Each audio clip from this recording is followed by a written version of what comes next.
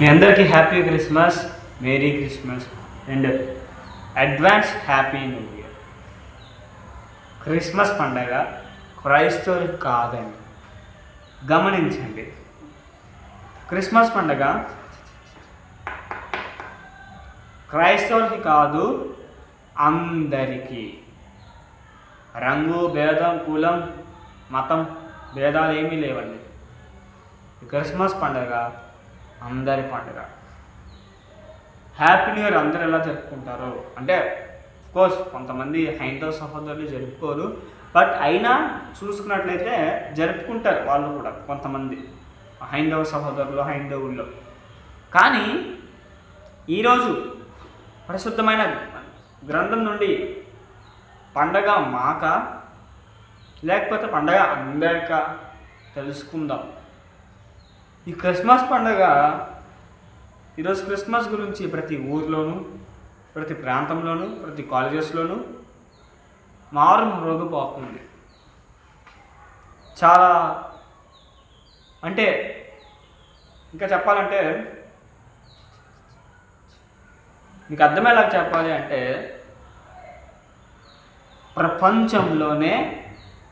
ప్రపంచమంతా జరిగిపోయే పండగ ఏదంటే క్రిస్మస్. ఒక పండగ ఒక దేశానికి చెందుతుంది, ఇంకో పండగ ఒక రాష్ట్రానికి అలా చెందితే ఈ క్రిస్మస్ అనేది ప్రపంచం అంతటికీ పండగ. భూలోకంలో జీవిస్తున్న కోట్లాది కోట్ల జనులకి, మనుషులకి పండగ అండి.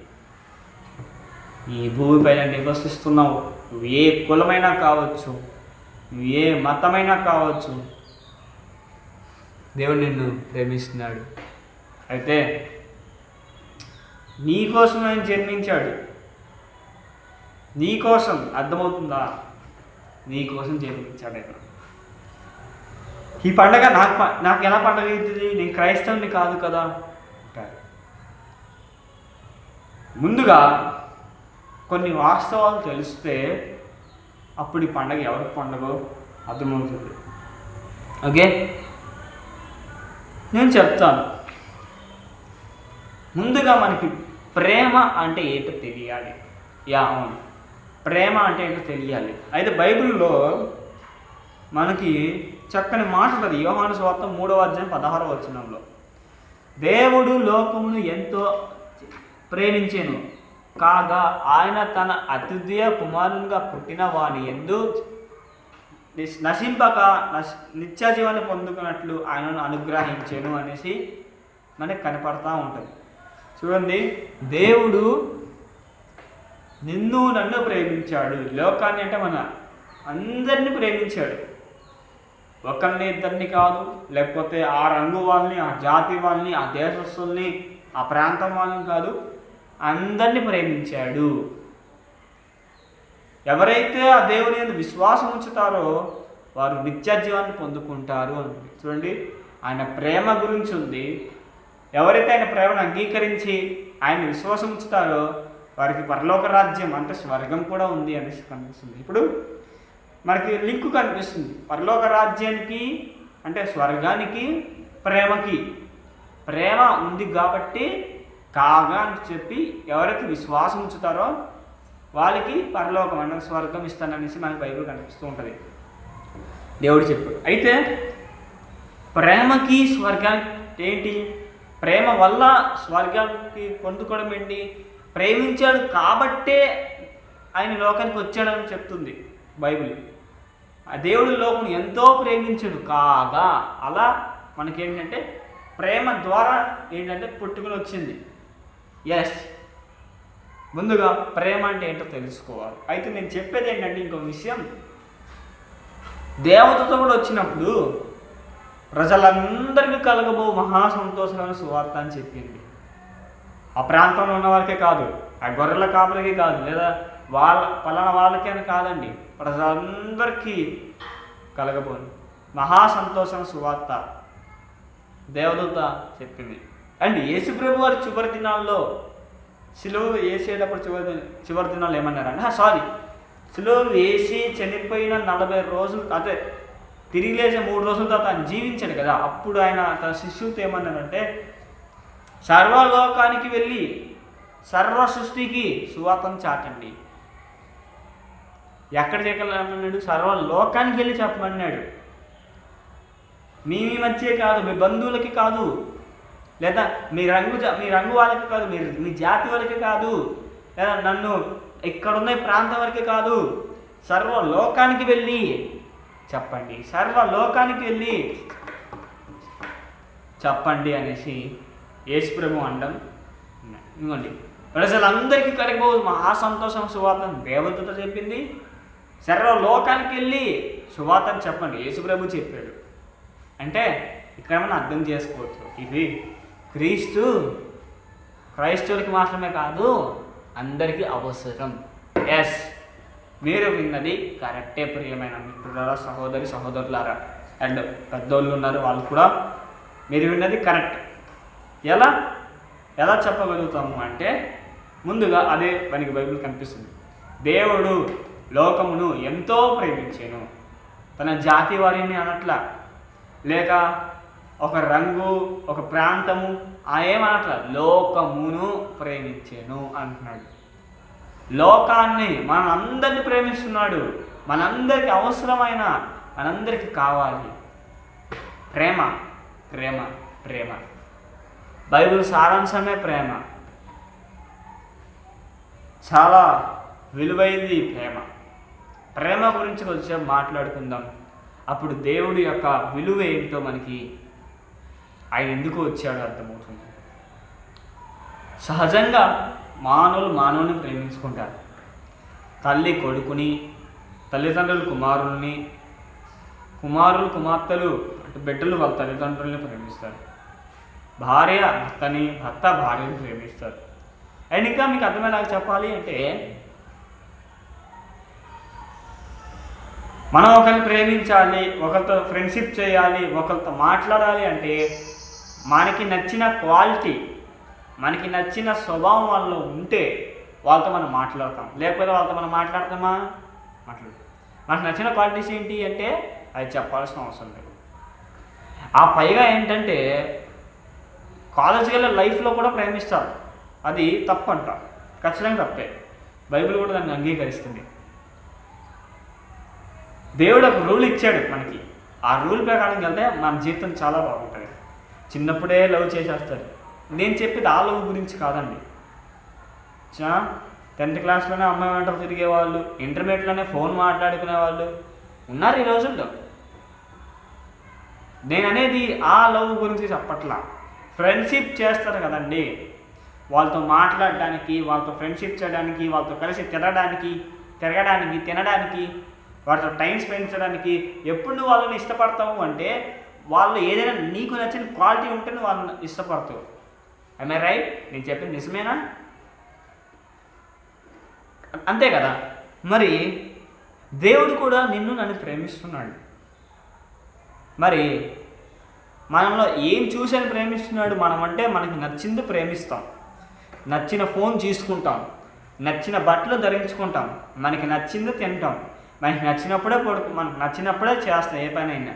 మరి మనకి నచ్చితేనే మనం ఒకరితో మాట్లాడడానికి ఇష్టపడతాం, మనకి నచ్చితేనే ఏదైనా పని చేయడానికి కానీ, ఒకరితో సహవాసం చేయడానికి కానీ ఇష్టపడతాం.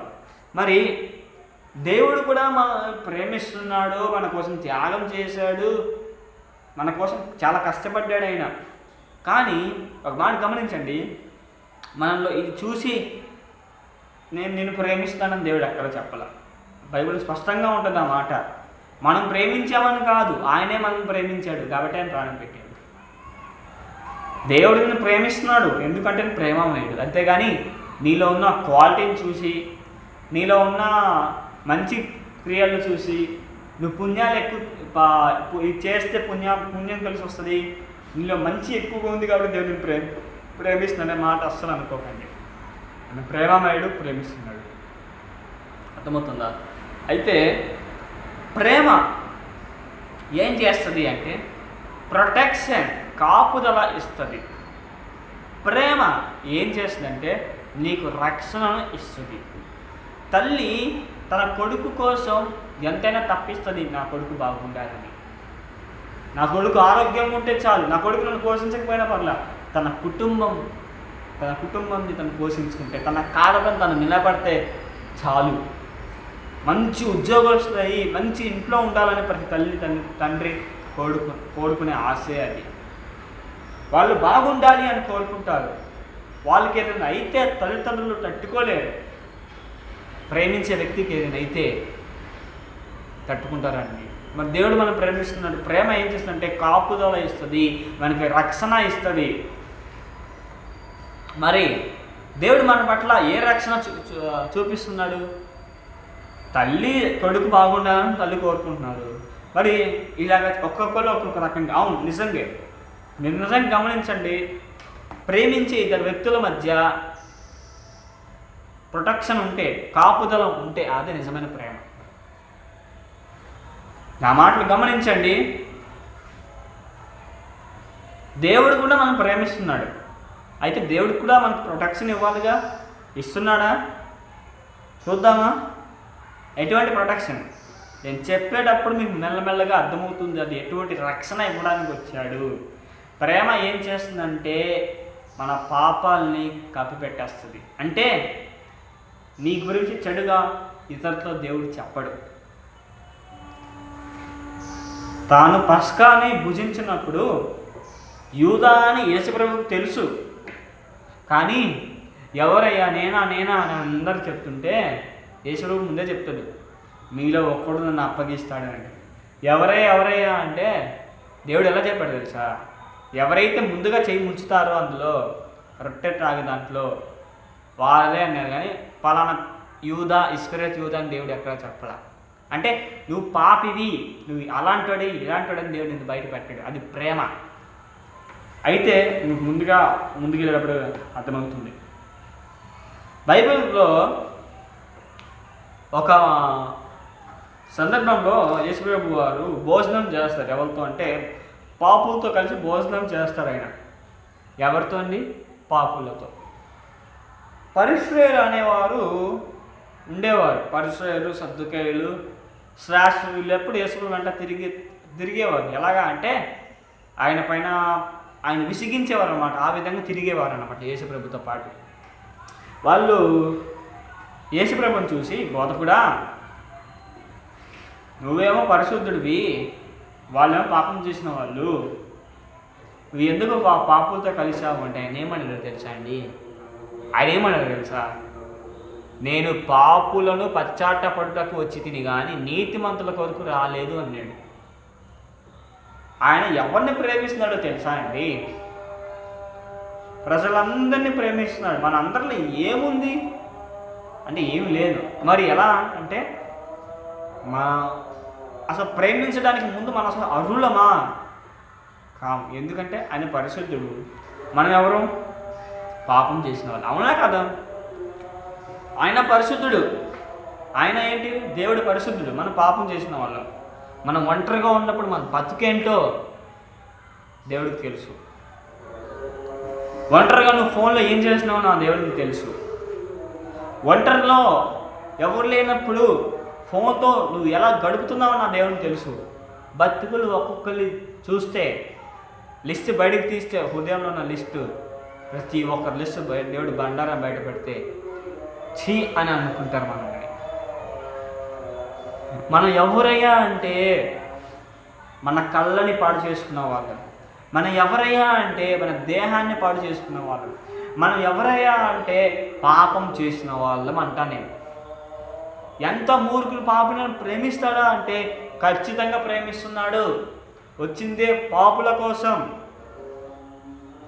తన భక్తుల కోసం కాదండి, పాపి కోసం వచ్చాడు. బైబిల్లో మాట ఉంటుంది, ఏ భేదము లేదు, అందరూ పాపం చేసి దేవుడు అనుగ్రహించు ఉన్నతమైన మహిమను పోగొట్టుకున్నారు. ఏ భేదము లేదు, అందరు పాపం చేసి అందరు పాపం చేశారు. భేదం ఏమీ లేదంటుంది వాక్యం. నేను మాట చెప్పనా, ఈ పరిశుద్ధమైన గ్రంథంలో అబద్ధం ఏమీ లేదు. పాపుల్ని ప్రేమిస్తున్నాడండి. నువ్వు ఎంత పాపివైనా సరే అందరు నేను చూసి తాగిపోతున్నా, చీ నువ్వు ఆ ఇంటికి రావద్దు అని. పిల్లలు కూడా ఆయన దూషించి ఉండొచ్చు. చుట్టూ జనాలు నిన్ను ఉమ్మి వేసి ఉండొచ్చు. నువ్వు ఒంటరి వాడవై ఉండొచ్చు. నేను ఎందుకు బతుకుతున్నానా అని అనుకుంటున్నావేమో. ఈ మాటలు విను, నా మాటలు కాదు, ఈ మాటలు విను. ఈ మాటలు నిన్ను బతికిస్తాయి. ఈ మాటలు చీకటి బతుకున్న మనల్ని వెలుగులోనికి తెస్తాయి. దానికి సాక్ష్యాలు చాలామంది ఉన్నారండి. యూట్యూబ్లో కొట్టండి, బెజవాడ బ్యాడ్ బాయ్ సాయి అని. దేవుడు ఎలా మార్చాడో చూడండి. అద్భుత సాక్ష్యం అది. పాపిని పరిశుద్ధంగా మార్చాడు. పాపుల్ని ప్రేమిస్తున్నాడు. నువ్వు ఎంత పాపివైనా సరే నువ్వు దేవునికి కావాలి. ఎవ్వరు నిన్ను ప్రేమించట్లేదేమో, నాడే నిన్ను ప్రేమిస్తున్నాడు. ఎంత ఘోరమైన పాపం చేశావో నీకు తెలుసు. కానీ నా దేవుడు నిన్ను ప్రేమిస్తున్నాడు, నన్ను ప్రేమిస్తున్నాడు, అందరిని ప్రేమిస్తున్నాడు. కొంతమంది మూర్ఖులు ఉంటారండి, నేనే పాపం చేయలేదంటారు. వాళ్ళకి సమాధానం కూడా నేను మాటల్లో చెప్తాను ముందు వచ్చేటప్పుడు. ఎంత భయంకర పాపంలో ఉన్నా మన కోసం వ్యభిచారం చేస్తూ ఉండగా ఒక స్త్రీ పట్టబడింది బైబిల్లో. ఆ స్త్రీని యేసుప్రభు దగ్గర తీసుకొచ్చి కూడా మోసే నిర్ణయించిన ప్రకారం ఈమెను రాళ్ళతో వేసి కొట్టాలి, ఎందుకంటే వ్యభిచారం చేస్తానికి ఈమె పట్టబడింది, ఈమె దొరికిపోయింది, రాళ్ళతో వేసి కొట్టేస్తాము అంటే యేసుప్రభు ఏమన్నాడు తెలుసా? మీలో ఎవరు పాపం చేయలేదో వాళ్ళు ఫస్ట్ రాయేయమని దేవుడు చెప్పాడు.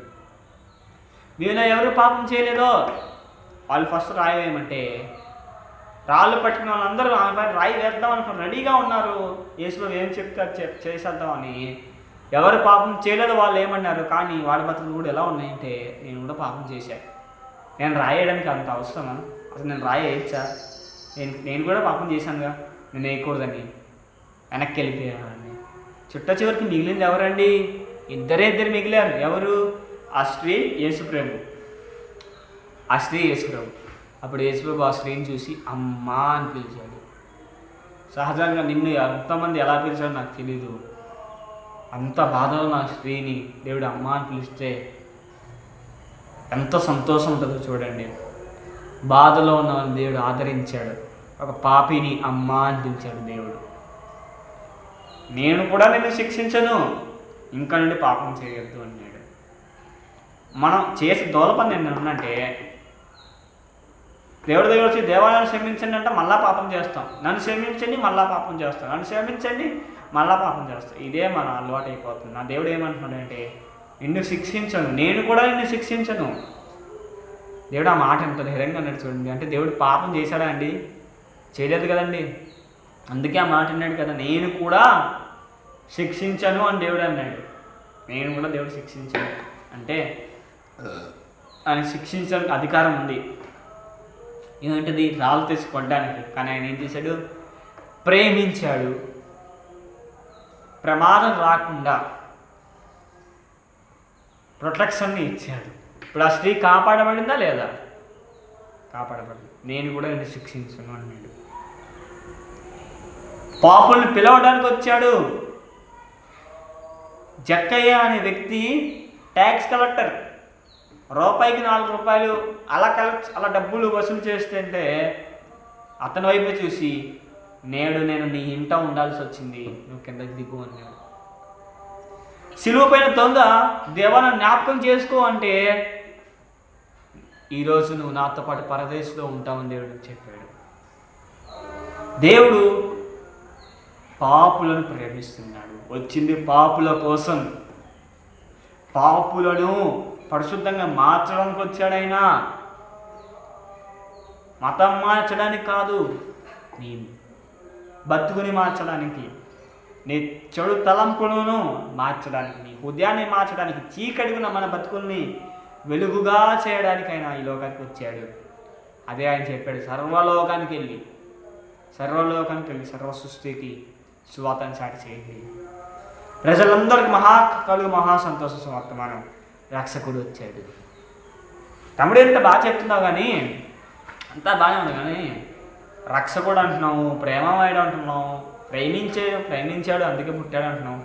దేన్ని రక్షించడానికి అది చెప్పవా అంటే ఖచ్చితంగా చెప్తాను. నీకు అనారోగ్యం వస్తే ఎక్కడికి వెళ్తావు? డాక్టర్ దగ్గరికి వెళ్తావు. పోనీ మీ ఇంట్లో దొంగతనం జరిగింది, ఎక్కడికి వెళ్తావు? పోలీస్ దగ్గరికి వెళ్తావు. ఎందుకని? దాన్ని దొంగతనం జరిగినప్పుడు డాక్టర్ దగ్గరికి వెళ్ళు, నీకు ఒంట్లో బాగున్నప్పుడు పోలీస్ దగ్గరికి వెళ్ళి ఎలా ఉంటుంది? బాగుంటుందా? అంటే ఒక్కొక్క దానికి దేవుడు అన్నిటికీ ప్రొటెక్షన్ ఇచ్చాడు. నీకు చదువుకోవడానికి ఫెసిలిటీ లేకపోయినా నా దేవుడు నీకు గవర్నమెంట్ స్కూల్స్ ఇచ్చాడు. ఓకేనా? అండ్ ఇంకోటి, నువ్వు బాగుగా ఉండాలని డాక్టర్ను దేవుడు పెట్టాడు. ఇది అన్యాయం జరిగితే న్యాయం జరిపించిన దేవుడు పోలీసులు పెట్టాడు. అన్నీ నియమించాడు. చివరిది చాలా ఇంపార్టెంట్ అండి. నువ్వు చచ్చిపోతే, ఈరోజే రేపు కానీ చచ్చిపోతే నువ్వు ఎక్కడికి వెళ్తావు? నరకానికా పరలోకానికా?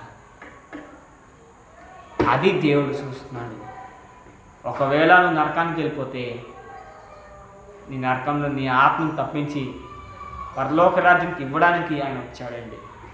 అవునండి, మన ఆత్మను రక్షించడానికి, రక్షకుడు అంటే మన ఆత్మను రక్షించడానికి అగ్నిగుండంలో నువ్వు నేను వెళ్ళకూడదని అనే లోకానికి వచ్చి తన ప్రాణాన్ని పెట్టాడండి. అవునండి, మన ఆత్మను రక్షించడానికి ఆయన వచ్చాడు. మన ఆత్మను రక్షించడానికి ఆయన వచ్చాడు. ఎలా చెప్పగలము అంటే 162 సార్లు కొత్త నిబంధనలో నరకం గురించి రాయబడడం జరిగింది. కొంతమంది నమ్మరు కదా నరకం ఉందా లేదా అని. చెప్తారు. అందులో 73 సార్లు యేసుప్రభు తన నోటి నుండి చెప్పాడు నరకం గురించి. చాలా వచనాలు నరకం గురించి కొన్ని 73 సార్లు ఆయన చెప్పాడు. చూడండి, యేసు అబద్ధం చెప్తారా అండి? అసలు యేసులు పాపం చేస్తారా? చేయరు కదా, చెయ్యలేదు కదా. సో నరకం ఉంది కాబట్టే ఆయన ఈ లోకానికి వచ్చాడు. నరకమే లేకపోతే ఆయన రావాల్సిన అవసరం ఏముంది? ఒక మాట చెప్పండి. నరకమే లేకపోతే ఆయన రావాల్సిన అవసరం ఏముంది? నరకం ఉంది కాబట్టి ఆయన వచ్చింది. అవునా కాదా? నరకం ఉంది కాబట్టి ఆయన వచ్చాడు. అయితే 2 సందర్భాలు మీకు నరకం గురించి చెప్తాను. ధనవంతుడు, లాజరు ఇద్దరు ఉండేవాడు. ధనవంతుడు తన ధనాన్ని చూసి గర్వించాడు. లాజరు పేదోడు. ధనవంతుడి దగ్గర ఎంగులు మెతుకులు తింటూ బతుకున్నాడు. అలా అలా జీవితం గడిపాడు వీళ్ళిద్దరు. ఒకరోజు రానే వచ్చింది, ఇద్దరు చనిపోయారు. ధనవంతుడు నరకానికి, అగ్నిగుండానికి వెళ్ళాడు. లాజరు పరలోకంలో నెమ్మది పొందుకున్నాడు. నెమ్మది స్థలాన్ని పొందుకునే స్థలానికి వెళ్ళాడు. అప్పుడు ధనవంతుడు యాతన పడుతూ చాలా ఇబ్బంది పడుతున్నాడు. చాలా దాహం వేస్తుంది. అక్కడ బైబిల్లో ఉందని చెప్తున్నా. అప్పుడు అబ్రహాం గారు అని మనకి ఆదికాండంలో కనిపిస్తారు. ఆయన ప్రత్యక్షం అవుతారు.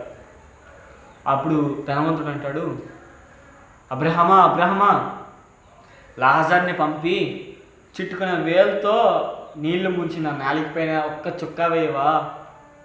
నా నాలికకి తప్పించిపోతుంది, బాగా దాహంగా ఉంది, నేను తట్టుకోలేకపోతున్నా. చాలా యాతన పడి అబ్రహాం గారితో చెప్తాడు ఆ మాట.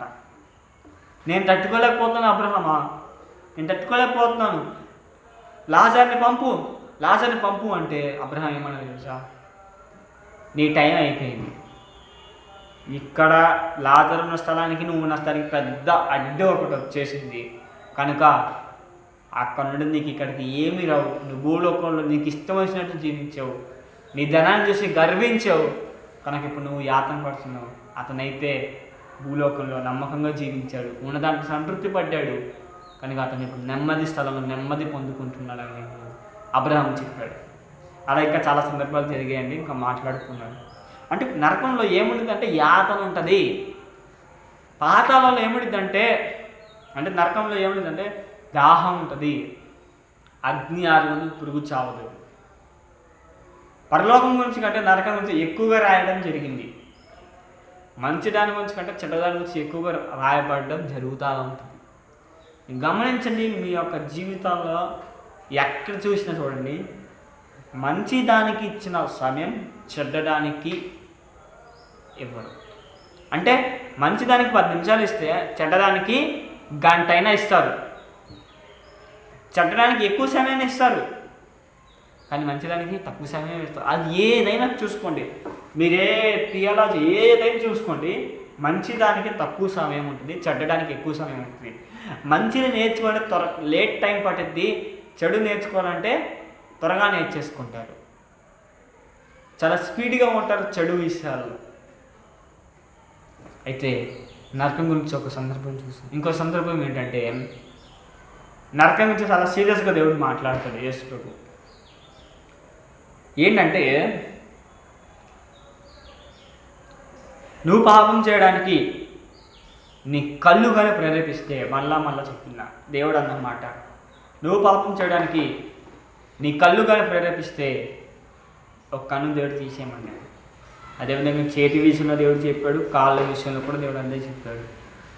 ఎందుకు అంటే, 2 కళ్ళు కలిగి ఉండి ఆ కళ్ళతో నువ్వు చూడకూడదు చూసి తద్వారా నరకానికి వెళ్ళుట కంటే, ఒక కన్ను కలిగి ఉండి సంతృప్తి జీవితాన్ని జీవించి భయము కలిగి ఉండి నరకాన్ని తప్పించుకొని పరలోక రాజ్యానికి వెళ్ళుట మేలు అన్నాడు. అవునండి, ఏంటో సీరియస్గా తీసుకోవట్లా. 5 సెకండ్లు వైపులో చేపెట్టి రికార్డ్ చేయండి. ఎవరి 5 సెకండ్లు చెయ్యి ఆపకుండా అలా పెట్టండి, పోయి కూడా సిమ్లో పెట్టకండి. బాగా ఫుల్ ఉంటుంది కదా, దాని లెవెల్స్ ఉంటాయి కదా, హాఫ్ ఇలాగా ఆఫ్ చేయడము, అండ్ సిమ్లో పెట్టడము, అండ్ ఫుల్లో పెట్టడము. ఫుల్లో పెట్టి బాగా నిప్పు పైకి వస్తుంది కదా పొయ్యి పైన, చెయ్యి 5 నిమిషాలు పెట్టండి. మీకు పొయ్యి పైన 5 సెకండ్లు, నిమిషాలు కూడా కాదండి, 5 సెకండ్లు పొయ్యి పైన చేయి పెట్టి చూడండి, పెట్టగలరా? 5 సెకండ్లు ఇలాగా కదపకుండా తట్టుకోగలరా? మరి యుగాలు ఎలా తట్టుకుంటామండి? మాట చెప్పండి, వాస్తవం మాట్లాడుకున్నాం. 5 సెకండ్లు 6 సెకండ్లు చేయి పెట్టలేము మనం పొయ్యి పైన. చెయ్యి పెట్టడానికి కూడా భయపడే వాళ్ళు కొంతమంది ఉంటే ఇంక యుగాలు నరకంలో ఉండిపోతాం. ఎప్పుడు సత్యాన్ని అంగీకరించకపోతే, క్రీస్తుని అంగీకరించకపోతే, క్రిస్మస్ని అంగీకరించకపోతే. అంటే చెప్తాను, మీకు అన్నీ అర్థమయ్యేలాగా చెప్తారు. అయితే చాలా సీరియస్గా దేవుడు చెప్పాడు. అదే ఒక కన్ను తీసేసామనుకో, నువ్వు ఒక కన్నుతో అమ్మో ఈ కన్ను కూడా పోతే నేను బతకడం కష్టం, ఎలా బతకాలనే భయంతో నువ్వు బతుకుతావు, పాపం చేయకుండా ఉంటావు. దేవుడు నరకం గురించి చాలా సీరియస్గా చెప్పాడండి. నిప్పు అవదు, పురుగు చావదు, అంటే ఏర్పులు, పళ్ళు కొనుక్కోవడాలు, చాలా యాతనంగా, చాలా భయంకరంగా ఉంటుందండి నరకం అంటే. కనీసం ఉరిశిక్ష చేసేటప్పుడైనా చివరి కోరిక ఏంటని చివరి కోరిక తీరుస్తారు, అక్కడ అలా కూడా కాదండి, చాలా భయంకరంగా ఉంటుంది. ఒకసారి పాపంలో ఉండి కన్ను మూసావా, క్రీస్తుని అంగీకరించకుండా కన్ను మూసావా, అదే అర్థం, అక్కడికి ఎవరికి వెళ్ళకూడదని యేసు ప్రభువు అన్నాడు. సర్వలోకానికి వెళ్ళి సర్వ సృష్టికి సువార్తను ప్రకటించండి. ప్రజలందరికీ కలవ మహా సంతోష వార్త ఏంటంటే, నరకం నుండి తప్పించడానికి యేసు ప్రభువు ఈ లోకానికి ఉదయించాడు. నరకం నుండి నన్ను తప్పించడానికి యేసు ప్రభువు ఈ లోకానికి ఉదయించాడు. ఆ వార్తనే దేవుడు చెప్తున్నాడు. అందుకని అందరినీ ప్రేమిస్తున్నాడు, అందరినీ రక్షించడానికి. సో నరకం ఎంత భయంకరంగా ఉంటుంది, చాలా భయంకరంగా ఉంటుంది. అయితే నువ్వు నేను పాపం చేసిన వాళ్ళమే. మరి నీ పాపాలు నా పాపాలు పోవాలి అంటే, మన పరలోకం సహజంగా ఇప్పుడు ఎవరు వెళ్ళలేరు. మరి ఇప్పుడు వెళ్ళాలి అంటే ఎలాగా అంటే, ఎవరైతే పాపం చేయలేదో వాళ్ళు మాత్రమే మనల్ని పరలోక రాజ్యాన్ని తీసుకువెళ్ళగలరు. వాళ్ళు మాత్రం మన పాపాన్ని క్షమించగలరు, మనం చేసిన దోషాన్ని క్షమించగలరు, తీసివేయగలరు. అవునా కాదా? అయితే ఇప్పుడు ఎవరైతే పాపం చేయలేదో ఆ వ్యక్తి కావాలి, ఆయన కావాలి. పిఎం గారు పాపం చేయకుండా ఉన్నారా? సీఎం గారు పాపం చేయకుండా ఉన్నారా? పోనీ ఒక ధనికులు, పోనీ ఎవరైనా కావచ్చు, పాపం చేయకుండా ఉన్నారా? అందరు పాపం చేసిన వాళ్ళే, అందరు మరి అలా అయితే అలా. అందుకే ఆయన వచ్చాడు. పాపం చేయని వ్యక్తి లోకంలో లేదు, లేరు. సో మనిషికి పాపం నుండి విముక్తి కలగాలి, స్వర్గానికి రావాలి, విమోచన చేరాలి అంటే, మోక్షానికి చేరాలి అంటే, విమోచన రావాలి అంటే పాపం లేనివాడు వచ్చి బలవ్వాలి. ఆయన ద్వారానే పరలోక రాజ్యం వస్తుంది. అలా ఎవరైనా ఉన్నారంటే నేను ప్రకటించిన నా ప్రభు అని యేసుక్రీస్తు మాత్రమే. గొప్ప 2 మాటలు చెప్తా. అందరిలో ఉన్నది ఆయనలో లేనిది ఒకటి ఉంది, అదే పాపం. అందరిలో పాపం ఉంది, ఒక్క యేసు ప్రభులో పాపం లేదు. ఇంకోటి కూడా ఉంది, అందరిలో లేనిది ఆయనలో ఉంది, అదేంటంటే ప్రేమ. ప్రేమ యేసు ప్రభులో ఉంది, ఇంకా ఏ దేవుళ్ళు కూడా లేదు. గమనించండి, ఏ దేవుడు కూడా నీ కోసం ప్రాణం పెట్టలా, ఒక యేసు ప్రభు తప్ప. ఏ దేవుడు కూడా నీ కోసం త్యాగం చేయలా, ఒక యేసు ప్రభు తప్ప. నీకు అర్థమవుతుందా? ఆయన ఏ పాపం చేయకుండా ఉన్నాడు, ఆయన ప్రేమమయుడు, నేను ప్రేమిస్తున్నాడు. చాలా విలువైన మాటలు అండి ఇది, చాలా విలువైన మాటలు. నిర్లక్ష్యం చేయకండి ఎవరు దయచేసి. ఆ మాట మీరు నమ్ముతారని, ఇది బైబిల్లో ఉన్న మాట మీరు నమ్ముతారని నమ్ముతున్నాను. నేను నరకాన్ని తప్పించడానికి ఆయన వచ్చాడు. నీ బతికి ఎలా ఉందో పరీక్షించుకో. ఇప్పుడు దాకా నువ్వు ఎలా జీవించావో నాకు తెలియదు. నన్ను నిజంగా దేవుడు క్షమిస్తాడా అంటే క్షమించడానికి సిద్ధంగానే ఉన్నాడు ఆయన. ఎలా చెప్పగలవు అంటే ఖచ్చితంగా చెప్పగలను. బైబిల్లోనే ఒక సందర్భం ఉంటుంది, దేవా ఎన్నిసార్లు క్షమించాలి అంటే క్షమిస్తూనే ఉండదు. తప్పు చేశాడో క్షమించండి, అలాగని దాన్ని చులకనగా దయచేసి తీసుకోకండి. ఇవి ఎంత రోత బతుకుపోయినా నా దేవుడు నేను క్షమిస్తాడు. చాలా రిఫరెన్స్ ఉన్నాయండి, చూపించాల్సి నాకు కొద్దిగా వీలు పడట్లేదు కానీ, ఎందుకంటే టైం ల్యాగ్ అయిపోతుంది. ఎంత పాపివైనా నా దేవుడు నేను క్షమిస్తాడు. నీ జీవితానికి ఆయన అప్పగించి చూడు. నువ్వు చీకటిలో ఉన్నావు, దేవా నా బతికిది, నా బతుకది, నన్ను క్షమించండి. నీ పశ్చాత్తపడి మారు మనసు పొందు, పాపాలు ఒప్పుకో. ఆయన మాత్రమే క్షమించగలడు, ఎందుకంటే ఆయన ఏ పాపం చేయలా.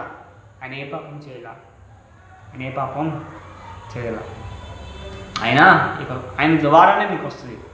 ఎంత భయంకరమైన పాపం చేసినా, మరలా చెప్తున్నా, ఎంత చూడకుండా దృశ్యాలకు చూసి దానికి ఎడిక్ట్ అయిపోయినా, చేయకూడని పనులు చేసి దానికి ఎడిక్ట్ అయిపోయినా, ప్రతి పని నుండి నా దేవుడు విడిపించగలడు, నేను నమ్ముతున్నాను. నువ్వు నమ్ముతున్నావా? నా జీవితంలో ఒక సంఘటన ఉందండి. నేను ఎందుకు చేశాను ఆ పని చేయకపోతే బాగుండే అనుకున్నా నేను. కానీ నా దేవుడు 30 రోజుల్లో తీసి పడేశాడు. అంత గొప్ప దేవుడు అండి. నేను చాలా బాధపడ్డా, ఈ పని చేయకపోతే బాగుండు, ఇది స్టార్ట్ చేయకపోతే బాగుండు అనుకున్నా. కానీ ఎప్పుడైతే నా దేవునికి అప్పగించాను, దేవా నువ్వు తప్పని చెప్పావు కదా, నీ వాక్యం నాకు తెలుస్తుంది, నీ వాక్యాన్ని ధ్యానిస్తున్నప్పుడు, నీ వాక్యాన్ని యూట్యూబ్లో మెసేజ్లు వింటున్నప్పుడు, నీ వాక్యం వినేటప్పుడు నన్ను చాలాసార్లు మాట్లాడావు. ఇప్పుడు నేను ఒప్పుకుంటున్నాను దేవా, కానీ నేను వదులుకోవడం ఎలా నా వల్ల కావట్లేదు అని ప్రార్థన చేశాను. చిన్న ప్రార్థన ఈరోజు దేవుడు ఈ స్థాయిలో ఉంచాడు. దాని నుండి దేవుడు విడుదలను ఇచ్చాడండి. విడుదలను పొందుకున్నాను. 30 రోజుల్లో దేవుడు నాకు విడుదల ఇచ్చాడండి. 1 నెల రోజులు పట్టింది. చాలా దేవుడు చేసిన గొప్ప మేలు అది ఏంటా అనుకుంటున్నారా?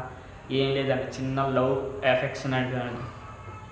లవ్ ఎఫెక్షన్లో అప్పుడు లవ్లో ఉన్నప్పుడైతే నేను వన్ సైడ్ అండి. లవ్లో ఉన్నప్పుడైతే చాలా ఇష్టం వచ్చినట్టుగా నేను జీవించాను.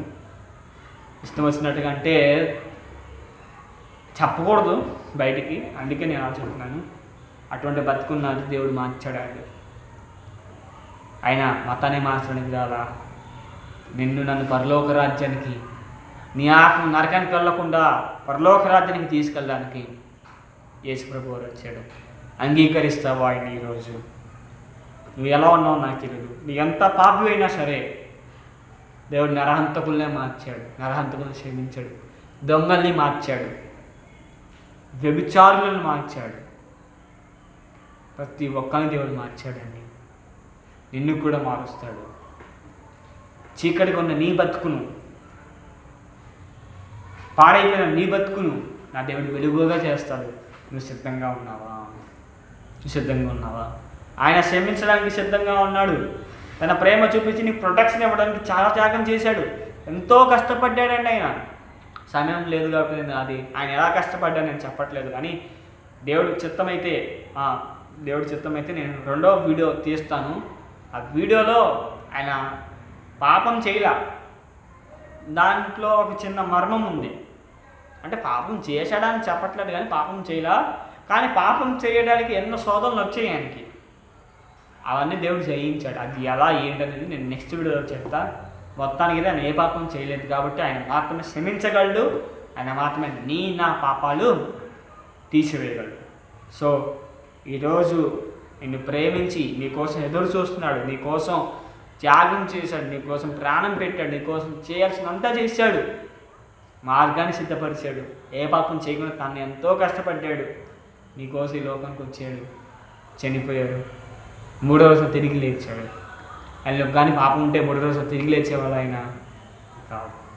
పాపం లేదు కాబట్టి ఆయన 3వ రోజు తిరిగి లేచాడు. ఆయన ద్వారానే పరలోక రాజ్యం వస్తుంది. నేను అనట్లేదని దేవుడే చెప్తాడు స్వయంగా. దేవుడే చెప్తాడు ఏంటంటే నేనే మార్గము, నేనే సత్యము, నేనే జీవం అంటాడు. పరలోకానికి మార్గం ఆయనే అండి, ఆయన తప్ప వేరే ఒక మార్గం లేదు. నువ్వు కాలేజీకి వెళ్ళడానికి చాలా రూట్స్ ఉంటాయేమో, కానీ నువ్వు పరలోకానికి వెళ్ళడానికి ఒకే ఒక రూట్, అది క్రాస్, యేసుక్రీస్తు. ఆయన నీ హృదయంలో అంగీకరిస్తే నీకు రక్షణ వస్తుంది. అది మన హృదయంలో జన్మించాలి, మన హృదయంలో రావాలి అని ఆశపడుతున్నాడు. ఒప్పుకుంటావా నీ పాపాలు? నీ నమ్ముతున్నావా? ముందు నమ్మి విశ్వాసించి ఈ పాపాలు ఒప్పుకొని నీ బతుకునంతా దేవుడితో ఒప్పుకొని పశ్చాత్తపడి మారు మనసు పొందితే పాపాలన్నీ ఒప్పుకొని విడిచిపెట్టలేకపోతున్నావా అని సహాయాన్ని కోరుకో. ఈ పాపాన్ని ఖచ్చితంగా దేవుడు ఏం చేస్తాడంటే విడిచిపెట్టేటట్టుగా చేస్తాడు. పాపుల కోసం వచ్చాడు, పరిశుద్ధుల కోసం కాదు. కానీ ఎవరు పరిశుద్ధులు కాదండి, అందరు పాపం చేసిన వాళ్ళం, అందరికైనా కావాలి. మన జన్మతోనే పాపం చేసిన వాళ్ళము, మనం ఎవరు పరిశుద్ధులను చెప్పుకోవాల్సిన అవసరం లేదు. అందరం పాపం చేసిన వాళ్ళమే, అందరికీ యేసుప్రభు అవసరం. సర్వ లోకానికి వెళ్ళి సువార్తను చెప్పమన్నాడు. ప్రజలందరికీ కలుగు మహా సంతోషమైన సువార్త. దేవుడు లోకమును అనగా అందరినీ, లోకంలో జీవిస్తున్న ప్రతి రంగు జాతి ప్రతి ఒక్కరిని ప్రేమించి వాళ్ళ కోసం నా దేవుడు ప్రాణం పెట్టాడు. మన బతుకుని మార్చడానికి ప్రాణం పెట్టాడు. నీ బతుకుని మార్చుకుంటావా? నీ బతుకు ఎలా ఉందో నాకు తెలియదు. ఈరోజు నీ పాపాలు ఒప్పుకుంటూ యేసుప్రభు దగ్గర ఒప్పుకుని విడిచిపెట్టు, పశ్చాత్తపడు. ఆయన నీ హృదయంలో రావాలనుకుంటున్నాడు. ఆయన అంగీకరించు. దేవా నీ పాపాలన్నీ ఒప్పుకొని విడిచిపెట్టి నా హృదయంలో రా యేసయ్య అంటే, రండి యేసయ్య అంటే నీ హృదయంలో వస్తాడు. అప్పుడు నీ పాపాలన్నీ కడగబడిపోతాయి, నీ దోషలన్నీ తీయబడతాయి, నీ చీకటి అంతా తొలగిపోతుంది, నీ చీకటి అంతా తొలగిపోతుంది. నువ్వు వెలుగులోనికి వస్తావు, నిత్య జీవాన్ని పొందుకుంటావు. మరి ఆ నిత్య జీవం నీకు కావాలా వద్దా? ఆ పరలోక రాజ్యం నీకు కావాలా వద్దా? నీకోసం ఆయన చేసిన త్యాగం, ఆ పరలోక రాజ్యం కావాలని ఆయన ఎంతో చేశాడు. నీకు ఆ పరలోకం కావాలా వద్దా? ఆ స్వర్గం నీకు కావాలి వద్దా? కావాలి అంటే నేడే నీ రోత బతుకొని యేసుని దగ్గర ఒప్పుకో. నీ పాపపు జీవితాన్ని పశ్చాత్తపడి ప్రార్థన చేసుకో. నువ్వు చేసిన పాపాలన్నీ ఒప్పుకొని విడిచిపెట్టి, ఒకవేళ విడిచిపెట్టలేకపోతే ఆయన సహాయాన్ని కోరుకో. ఆయన నీ హృదయాన్ని అంగీకరించు. డెఫినెట్లీగా నీకు పరలోక రాజ్యం వస్తుంది. ఇది మనకి మొదటి మెట్టు అన్నమాట పరలోక రాజ్యం వెళ్ళడానికి. ఇది లేకపోతే మనకి రక్షణ లేదు, ఇది లేకపోతే మనకి విమోచన లేదు. సో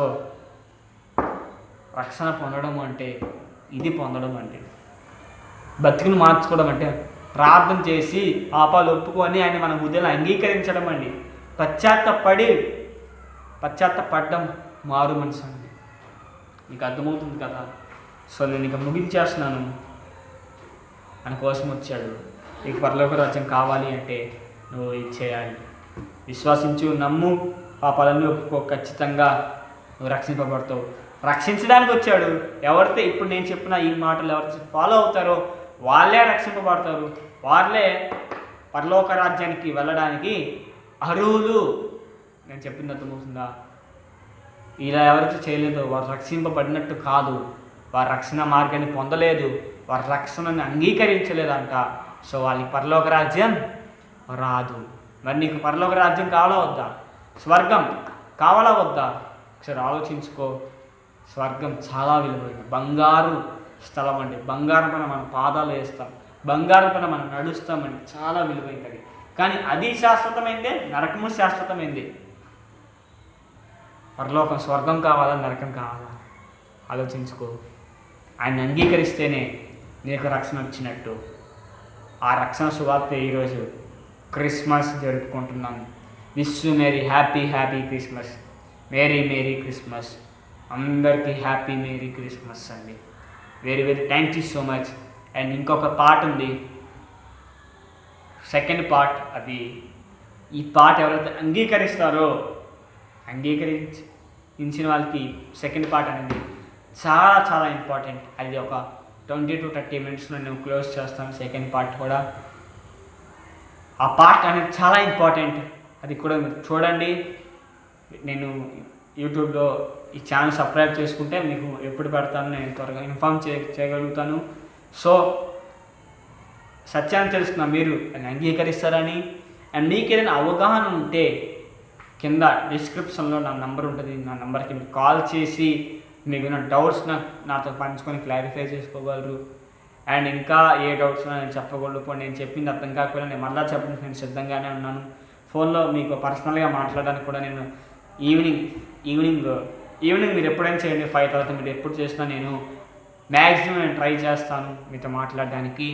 సో మార్నింగ్ పూట నేను కాలేజ్కి వెళ్తాను కాబట్టి ఈవినింగ్ ఫ్రీగానే ఉంటాను. మీరు ఈవినింగ్ కాల్ చేయండి, ఏదైనా డౌట్స్ ఉన్నా. మరలా ఒకసారి చెప్పిన అందరికీ హ్యాపీ క్రిస్మస్. రెండో పాట ఉంది, అది కూడా మనందరికీ చాలా చాలా అవసరమైంది. ఆ పాట నేను చెప్తాను. అంతవరకు మీరు విన్న ఆడియోని, ఈ వీడియోని ఆలోచించుకుంటూ మన బతుకు ఎలా ఉందో ఆలోచించుకుంటూ పరీక్షించుకుంటూ, ఒకవేళ నరకానికి కానీ మన మార్గం ఉన్నట్లయితే, చీకట్లో మన మార్గం ఉన్నట్లయితే, పాపం చేస్తున్నట్లయితే, అందరు పాపులే అండి, అందరు పాపలే, అది ఒప్పుకోవాల్సిందే. ఉన్నట్లయితే ఖచ్చితంగా పాపలు ఒప్పుకోండి, మారు మనసు పొందండి, రక్షణ పొందండి, పరలోక రాజ్యానికి ఒక మెట్టు ఎదగండి. చాలా చాలా థ్యాంక్స్ అండి.